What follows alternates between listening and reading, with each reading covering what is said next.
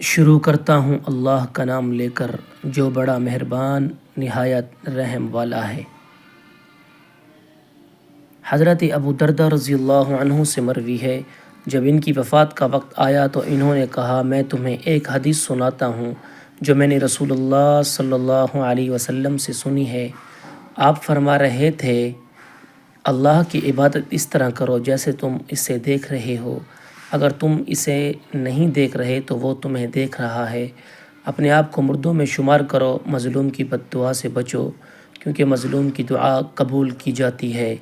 اور تم میں سے جو اس بات کی طاقت رکھے کہ وہ عشاء اور فجر کی دونوں نمازوں میں حاضر ہو، اگرچہ گھٹنوں کے بل ہی کیوں نہ ہو تو وہ ایسا کرے۔ حضرت ابو ہریرہ رضی اللہ عنہ سے مرفوعہ مروی ہے کہ میری امت میں 4 کام جاہلیت سے تعلق رکھتے ہیں، لوگ انہیں کبھی بھی نہیں چھوڑیں گے: نوحہ کرنا، حسب و نسب میں طعن کرنا، چھوت سمجھنا کہ ایک اونٹ کو خارش ہوئی تو اس نے 100 اونٹوں کو خارش زدہ کر دیا، بھلا پہلے اونٹ کو کس نے خارش میں مبتلا کیا،